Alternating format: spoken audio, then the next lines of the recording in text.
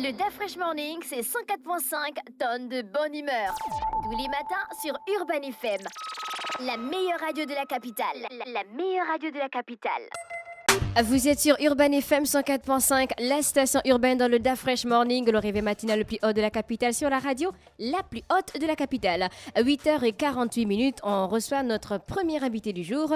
Il s'agit de l'artiste Obid des Dynasties qui va nous présenter son single Kaolo. Obid, bonjour. Bonjour. Rapprochez-vous du micro s'il vous plaît. Bonjour. Ça va? Oui, ça va. Alors vous venez nous présenter Kaolo. Avant ça, vous avez commencé la musique quand? Avant ça, j'ai commencé de la musique. D'abord, bonjour, une fois de plus. Bonjour, Et je tiens d'abord à vous remercier de me recevoir sur le plateau Urban FM. Et la musique, c'est depuis 2000, plus précisément. Quel 2000? Les années 2000. L'an 2000. Oui, 2000. Ah, mais vous n'êtes plus un artiste en herbe, hein? Bon, dans des chorales, disons. Ah, voilà. Dans des chorales. Oh, oui, c'était la prochaine question, en fait. Ouais. Et comment ça s'est passé dans les chorales? Ça s'est passé très bien dans des chorales de jeunes Don Bosco et autres. Don Bosco à Okala? Non, Marie Grignon. Ah, mais vous revenez de la France? Oui, bon, je suis en France depuis 3 ans déjà. Oui. Je suis là-bas depuis 2000. 2000. Ça fait 3 ans aujourd'hui. Oui. Mais sinon, le reste, c'est au Gabon ici. Et qu'est-ce qui vous a poussé à sortir de la chorale pour vous lancer dans une carrière? Bon, ce qui me pousse à sortir dans la chorale pour me lancer dans la carrière, c'est parce que, en dehors de la chorale, j'ai toujours aimé et apprécié les anciens, des groupes tels que Mauvaise Haleine, Aïeux et le mythique Eben Entertainment. Donc voilà, c'était mes modèles qui m'ont poussé à sortir, aller au-devant de la scène musicale. Et vous avez commencé à écrire les sons à quel moment? Sur quoi exactement? Bon, j'ai commencé à écrire, c'était pendant la pandémie du Covid pour Kaolo.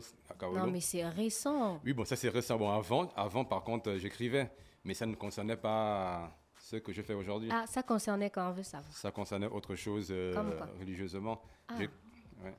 Vous écrivez pour Saint-Jean, Voilà, c'est Marc, ça, Matthieu, et ensuite Kaolo. Voilà, c'est ça. Comment on quitte de Saint-Matthieu à Kaolo? Bon, je viens à peine de le dire. Le rap... Vous avez été inspiré par beaucoup de grands, mais à quel moment vous vous dites que c'est le moment pour moi de commencer ma carrière? C'est une fois que je me suis installé en France, je me suis dit, mais pourquoi pas, avec les faits de société actuels, et pourquoi pas essayer de condamner ce qui s'est fait là-bas et expliquer, leur dire que c'est pas bien. Donc il fallait le faire du style dansant en passant un message juste derrière ça. Mais les faits de société sont différents en fonction de l'environnement. Parce que là, vous étiez en France et ici, on est au Gabon. Vous parlez de quels faits de société? En France ou ceux du Gabon? Ceux de la France et en même temps ceux du Gabon. Parce que quand on parle de Kaolo, Kaolo c'est partout. Il n'y a pas qu'en France, c'est dans le monde entier. Pour ceux qui ne connaissent pas Kaolo, ça signifie quoi? Kaolo, c'est les papiers. C'est l'acte de naissance, c'est la carte de séjour, c'est le passeport, c'est la carte nationale d'identité gabonaise, un peu partout dans le monde entier. C'est ça, Kaolo. Donc, en fait, quand Obid est dans la chambre, il s'est dit, non, il faut que moi j'écrive pour Kaolo. Oui, il faut que j'écrive pour Kaolo, mais derrière Kaolo, bon, comme je l'ai souligné tout à l'heure, Kaolo, c'est plus du côté en Europe, parce que c'est là que je vis en ce moment, Oui. c'est plus là-bas. Et d'où j'attire, bon, je ne me suis pas levé matin pour commencer à écrire Kaolo. Comment ça s'est passé? En fait, on veut savoir. Bon, ça s'est passé avec mes frères immigrés comme moi, qui se mettent aujourd'hui, beaucoup, pas tout le monde, qui se mettent aujourd'hui avec des frères et des sœurs européens. Bon, comme je suis en France, je vais parler de français, de la France. C'est-à-dire, pour des papiers... Chacun son processus. Chacun son Pourquoi processus, ça oui. t'étonne? Oui, bon, mais c'est pas bien. Après, tout le monde est confondu. Tout le monde est confondu, même ceux qui vont s'y mettre avec des personnes, ou des femmes et des hommes, avec le cœur. Tout le monde est confondu pour juste des Kaolo. Oui. Voilà, pour avoir ça. Tout le monde est confondu à l'intérieur. Et ça ternit l'image de notre communauté.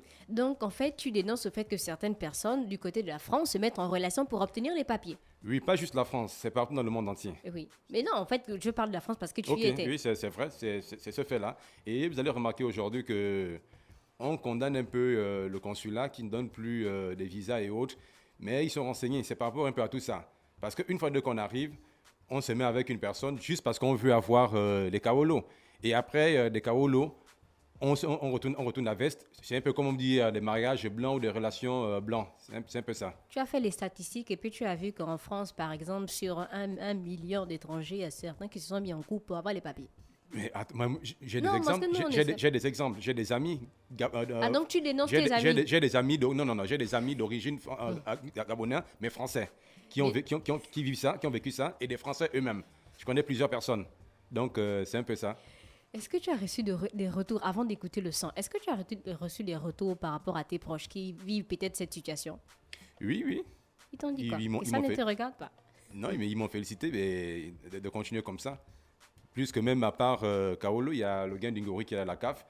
C'est un peu la suite de Kaolo, où le mec qui part de Paname pour venir prendre sa meuf, il l'a laissée ici au Bled. Maintenant, une fois, dès qu'elle arrive, elle arrive. La meuf aussi, elle rencontre des sœurs aussi là-bas. Voilà, c'est le game, quoi. En Elle fait, oui, tu te mêles de la vie des gens. En fait, moi, je Mais condamne. si, Je- en fait, je- si, tu rentres dans la vie des gens, mais pourquoi tu ne fais pas un son sur la nature, le changement climatique? Je sais pas. Effectivement, on parle de Maxi, il y a 3 titres. Oui. Je te disais tout à l'heure qu'au plus tard dimanche, Mhm. il y a un son à caractère humanitaire. Le titre est Lumière. Le titre est Lumière. Le titre c'est Lumière. Et du coup, vous allez écouter et vous allez apprécier. Et comment également. ça se passe le travail en France? Le travail se passe très bien et difficilement, plus que là-bas, c'est le travail avec le travail, Quelles sont l'heure les c'est l'heure. difficultés que tu rencontres au côté artistique? Les difficultés, à quel niveau? Ici, là-bas? Oui, côté artistique. Bon, les difficultés que je rencontre là-bas, c'est-à-dire par rapport à ici, certains jeunes ne sont pas beaucoup sérieux dans le travail. C'est juste pour les sous. Et dès qu'il a pris les sous, maintenant pour faire le rendu, c'est pas ça. C'est pas ça. Alors que. Ça veut dire que tu ne te rapproches peut-être pas des professionnels. Si, ce sont des maisons reconnues. Ce sont des maisons reconnues. D'accord. On va d'abord écouter Kaolo et on se retrouve dans quelques minutes pour décortiquer un peu le son. C'est D'accord, bon? C'est bon. Ok. Tout ça pour les Kaolo. Explique-nous un peu. Toi-même, tu as été papier comment? Moi-même, j'ai le papier comment? Bon, Parce moi, que c'est bien beau de dénoncer certaines personnes. Après, il y a beaucoup qui partent en France, au Canada, aux États-Unis. Ils commencent un peu par là et après ont de magnifiques carrières. Je ne dis pas que c'est forcément bien, mais tu peux te mettre avec une personne sans pour autant avoir l'idée sur laquelle tu vas avoir des papiers. Ouais. Et ça arrive Oui. au fur et à mesure de la relation. Ouais. Tu comprends? Est-ce que c'est dans ce cas-là aussi que toi tu parles? Non. Bon, vous m'avez posé la question de savoir, bon voilà, au départ, moi-même, comment j'ai fait pour avoir des Kaolo. Je vais d'abord répondre. Nous sommes à 4 du côté de l'Europe, disons en France, d'où nous sommes des mêmes mères, mes sœurs qui sont là-bas, qui sont des Françaises déjà. Donc, du coup, Rapproche-toi du micro, s'il te plaît. qui sont des Françaises et on est à une vingtaine avec des enfants et autres. Donc, moi, pour avoir des Kaolo en France, j'ai pas besoin de faire ce genre de choses. Ah, donc tu as eu ça légalement. Légalement. Et tu dénonces pour certaines personnes. Voilà. Alors l'écriture du son t'a pris combien de temps? L'écriture du son m'a pris. L'écriture, c'est-à-dire, excusez-moi. L'écriture du son, tu as écrit le son pendant combien de temps? 1 heure, 2 heures, ça t'a pris combien de temps? Pendant combien de temps? Ça m'a pris. Bon, en fait, entre mon travail, parce que là-bas, c'est d'abord mon travail avant tout. Oh. Donc, j'écrivais. Après, une fois que je rentre au travail le soir, je me mettais à écrire, je peux dire, si je l'aurais écrit en quelques heures, même avec 2 heures, 2 heures de temps, je l'aurais fait.